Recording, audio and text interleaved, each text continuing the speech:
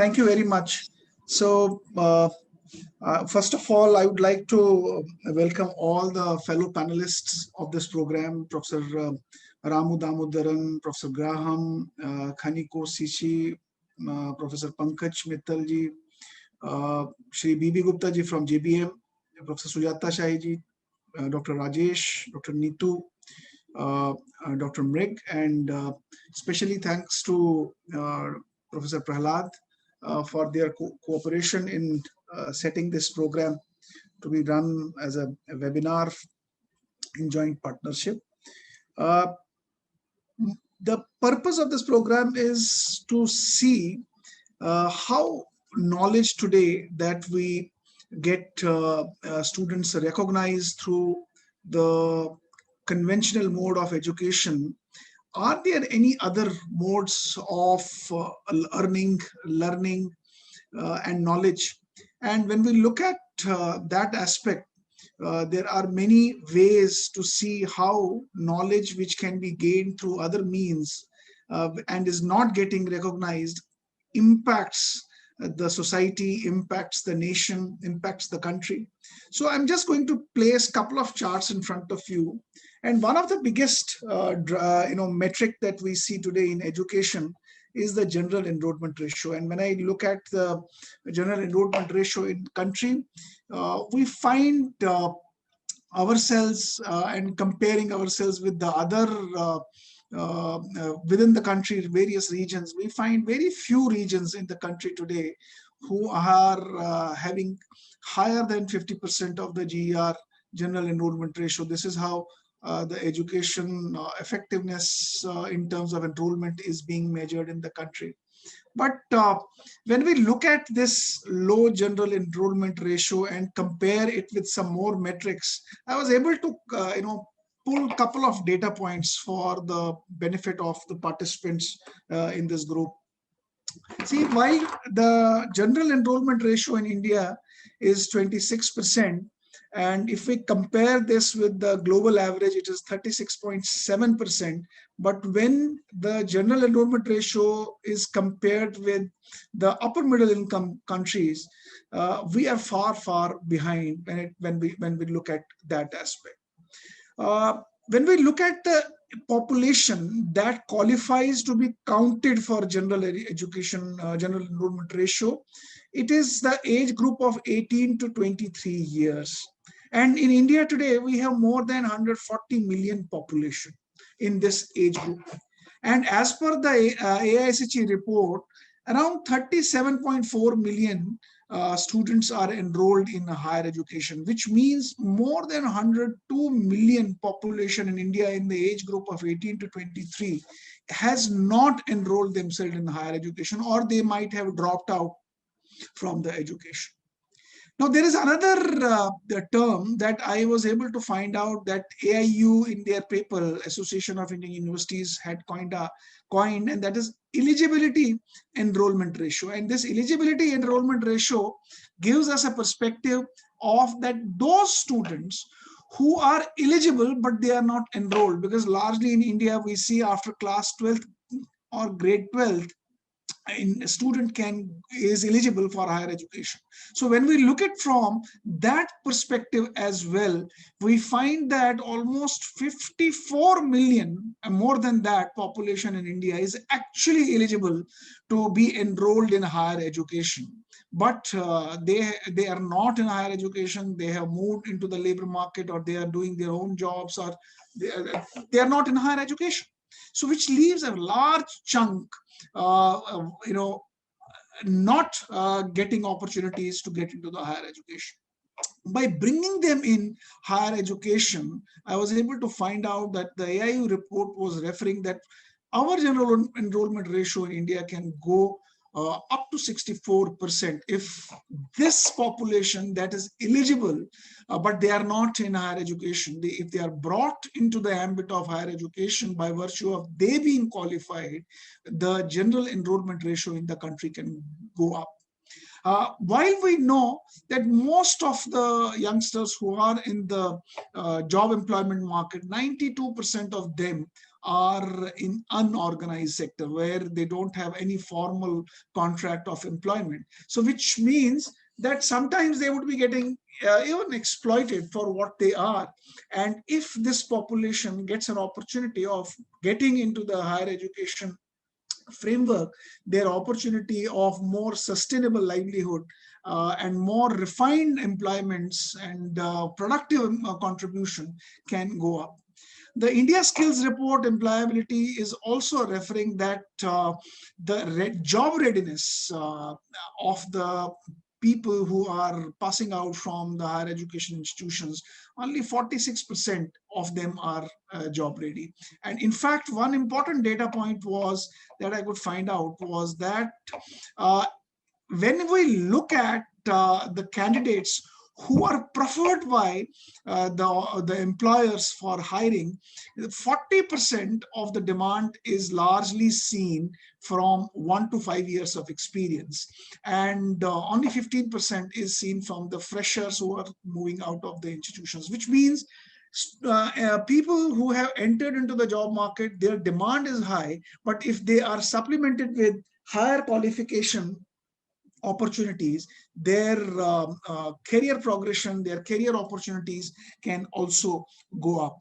In fact, Sri Vishwakarma Skill University had conducted a youth aspiration survey 3 years back, and it found that almost 58% of respondents had preferred to become a graduate. So there's a desire to be a graduate. There's a big charm for being a graduate. Not only charm, I think it has some relationship with a social status symbol as well. So while India last year, when they announced the new education policy, the target for general enrollment ratio by 2035 has been kept at 50%, which means it's a huge challenge from 26% to move to 50%. It's a very big jump. But if we have to meet that, we have to look at the other segment of population who can be easily brought into the ambit of higher education. And I was looking at the country profile, and I could see that today, if we look at the overall the people who are in the working age population, almost 9 to 10% on an average in the country are informally trained. So if I look at the state of Haryana, we have a population of 185 lakh people who are in the working age population. And if I look and see a breakup of this population, I find almost 19 to 20 lakh and 2 million youngsters today are in the job market, but they are informally trained. And because they are informally trained, they do not get opportunities to move up in the ladder of career progression, and they continue to either get exploited or continue to live in those jobs for longer duration, and their earning potential and earning capacities do not grow as it grows for the people who move up in their qualification framework. So it's important to understand that the recognition of prior learning has fundamentally an important role to play, because we also see the way the globalized environment has gone up, the speed of automation has gone up. Many institutions, even educational institutions, do not have those opportunities of skilling for automation if we compare them with the automation opportunities that have been brought in the industry. So what a student today learns in the industry compared to what a student gains as a skill inside the educational institution, there's a far difference. But unfortunately, these youngsters who learn in the industry, they do not get credit for what they have learned. And this is one of the great opportunities, because the way the knowledge today is gained, that model has completely changed. The definition of knowledge has also changed. And not only the schools or the colleges can be only seen as the grounding place for knowledge gain. I think other institutions can also be seen, which includes the workplace, which includes the informal learning environments. They can also be seen as the knowledge gaining place. So if a model is at place that allows those students to also see where they are and what knowledge they have and what they are doing now and how they can do what they want to do in future, the recognition of prior learning can be a very effective tool to help such students to move up. There are 5 steps that I think are very important in the recognition of prior learning. The most important thing is mobilizing. Today, one of the biggest challenge in the country is we don't have a framework for recognizing the prior learning when we have to move people for higher education. We have recognition of prior learning, which Ministry of Skill has brought in the country, but it's only operational at very basic level of skills, but not helping youngsters to move up the framework of skill qualification or framework of general education qualification. So mobilizing from various perspectives becomes very important. And then there are other aspects which includes counseling and orientation and assessments, and then final award of the certification. These are very important aspects. And I feel if any institution today has to deploy, they have to make sure that there are certain programs identified for the people to apply for recognition of prior learning based qualification gain. And for that, for example, in India today, we have a very standard set of educations in the vocational field. India has Bachelor of Vocation, Masters of Vocation, and Diploma in Vocation. And these qualifications have a very beautiful credit framework, which is 60% of work and 40% of theory. And these qualifications can be ideal for providing an opportunity to youngsters who are in the labor market without qualification. They can be, these qualifications can be leveraged. And the process which is to be devised around that process can be placed inside the organization. It's a responsibility of an institution or a college or a university to bring these processes inside the organization and help the youngsters who are in the job labor market or who are having experience but they lack a qualification, and provide them such qualification as an opportunity to get mapped for their prior experience and help them to move up in the framework of vocational qualification. So I think if we are able to bring in this recognition of prior learning in the education, in higher education, it is going to be a very important tool that will help to validate and recognize the learnings that have been gained through work and experience by an individual, and systematically mapping them with a formal educational qualification, for example, BVOC or DVOC or MVOC or any other NSQF framework. And by that mechanism, a student or an aspirant can move up the ladder of qualification framework. Besides this, it can help an individual not only to gain qualification, but also to enhance his competencies that will help him to move up the career framework as well. I think this can also help an individual to positively impact the productivity, innovation, and entrepreneurship in the organization, because by enrolling themselves with those additional modules or programs which they have not completed, they will be able to gain more knowledge and relate that knowledge with the work that they have done or they are doing in the organization. And that combination can help students to become more innovative, more creative, more ideative at workplace. And it can be beneficial also to them in the form of they can become entrepreneurs tomorrow by learning and knowing more things which they would have otherwise missed had they continued in the same job with the same experience. I think it is also a mechanism to help students to improve their self-esteem, improve their social inclusion,